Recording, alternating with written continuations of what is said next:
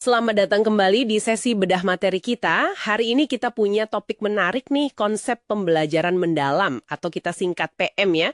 Ini gagasan dari Kementerian Pendidikan, sumbernya dari naskah akademik dan materi presentasi yang Anda bagikan. Betul. Konsep yang cukup krusial kalau kita lihat kondisi sekarang. Iya, krusial banget. Apalagi kalau ingat data PISA 2022 itu, mayoritas siswa kita lebih dari 99% kan masih di level LOTS ya. Yang bisa soal HOTS itu kurang dari 1%. Ini jelas jadi PR besar buat visi Indonesia 2045. Setuju. Jadi memang perlu ada terobosan. Nah, PM ini salah satu upaya ke arah sana. Oke, jadi misi kita sekarang, yuk kita bongkar bareng-bareng apa sih sebenarnya pembelajaran mendalam ini, prinsipnya apa aja, dan kenapa dianggap penting. Mari kita mulai. Siap. Langsung aja nih, dari sumber Anda, definisi PM ini disebut pendekatan yang kutipannya memuliakan. Terus menekankan suasana belajar yang berkesadaran, bermakna, dan menggembirakan. Kata memuliakan ini gimana ya? Maksudnya di kelas? Nah, itu poin bagus. Memuliakan di sini tuh bukan sekedar sopan ya, tapi lebih ke mengakui potensi unik setiap anak. Menghargai latar belakang mereka sebagai modal belajar, bukan sebagai wadah kosong gitu. Oh, oke. Jadi menghargai siswa sebagai individu utuh ya? Tepat. Makanya pendekatannya holistik. Nggak cuma olah pikir, kognitif saja, tapi juga olah hati, budi pekerti, terus olah rasa, itu empati, estetika, dan olahraga juga, fisik. Jadi pemahaman utuh bukan cuma hafalan. Menarik. Integrasi 4 olah ini ideal ya. Tapi gimana naskahnya menyinggung tantangan di lapangan? Buat guru kan nggak mudah ya menyeimbangkan semua ini? Ya, naskahnya mengakui kok itu tantangan. Makanya dibilang butuh dukungan sistemik, nggak bisa dibebankan ke guru aja. Intinya lebih ke perubahan cara ngajar, paradigma. Oke. Dan ini nyambung banget ke 3 prinsip utama PM tadi. Berkesadaran, bermakna, menggembirakan. Ini bukan cuma jargon loh, tapi kayak resep gitu buat ngatasin masalah sekolah tapi nggak belajar. Nah, coba kita bedah satu-satu prinsipnya. Yang pertama, berkesadaran. Artinya siswa aktif, motivasinya dari dalam, paham tujuan belajar, bisa ngatur cara belajarnya sendiri. Gitu ya? Betul. Ini intinya biar siswa nggak pasif aja di kelas. Terus yang kedua, bermakna. Ini penting banget biar pelajaran nggak terasa, ngawang-ngawang gitu. Nggak relevan gitu ya? Iya, harus nyambung ke dunia nyata siswa, ke pengalaman dia, jadi terasa manfaatnya, nggak cuma teori. Oke. Dan yang ketiga, menggembirakan.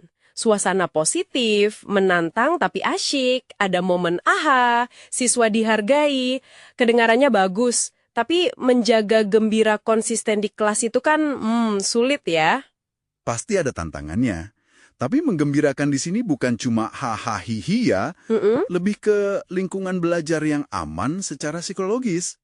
Anak berani coba, salah, belajar lagi, nggak takut dihakimi.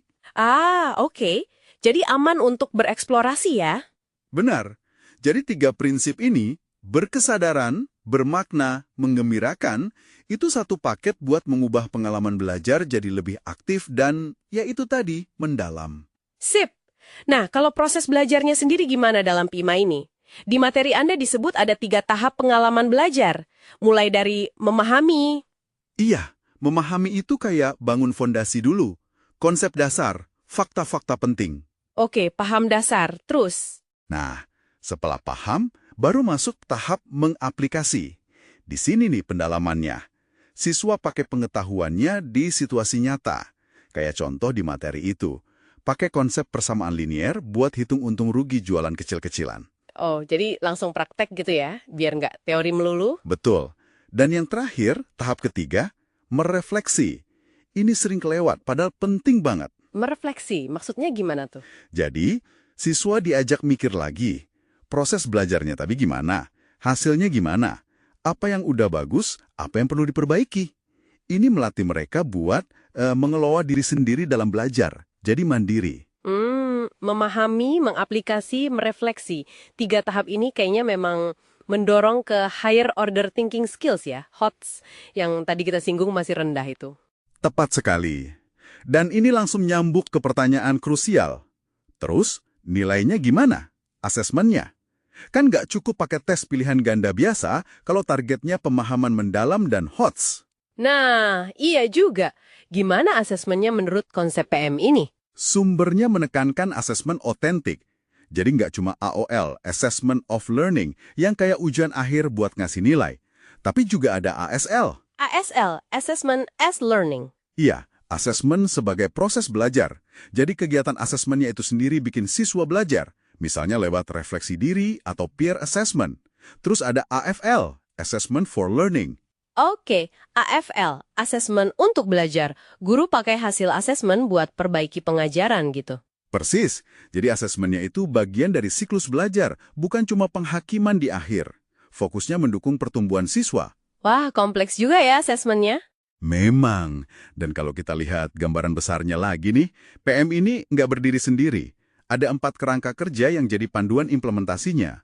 Praktik pedagogis, kemitraan pembelajaran, lingkungan pembelajaran, sama pemanfaatan digital.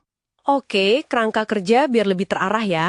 Iya, dan tujuan akhirnya itu mencapai 8 dimensi profil lulusan, kayak penalaran kritis, kolaborasi, komunikasi, kreativitas, sampai yang beriman dan berakhlak mulia. Kompetensi utuh itu. Banyak ya dimensinya. Makanya, ini semua butuh kerja bareng. Seluruh ekosistem pendidikan harus sinergi. Guru, sekolah, orang tua, masyarakat, industri atau DUDIK, pemerintah. Semua harus gerak. PM ini butuh dukungan sistemik yang kuat. Oke, Jadi kesimpulannya nih, pembelajaran mendalam ini semacam visi ya untuk pendidikan yang lebih utuh, fokus ke siswa. Bukan cuma ngejar nilai, tapi gimana caranya pengalaman belajar itu jadi sadar, relevan, menyenangkan. Hasilnya, pemahaman yang benar-benar nancep dan kompetensi yang dibutuhin masa depan. Gitu kan ya? Tepat sekali. Visinya bagus banget. Sangat menjanjikan buat jawab tantangan kita. Tapi, ya kita juga harus lihat kenyataan. Implementasi di negara sebesar Indonesia ini, tantangannya luar biasa. Pasti. Perubahannya harus mendasar ya. Banget. Butuh guru yang siap, kurikulum yang pas, asesmen yang nyambung, dan dukungan ekosistem yang nyata dari pusat sampai daerah. Nggak mudah dan nggak sebentar. Jadi penasaran juga akhirnya. Nah, mungkin ini bisa jadi bahan pemikiran buat Anda yang mendengarkan.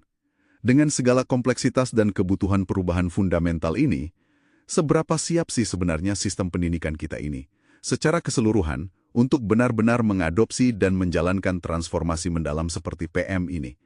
Merata dan efektif di seluruh Indonesia? Itu pertanyaan besar.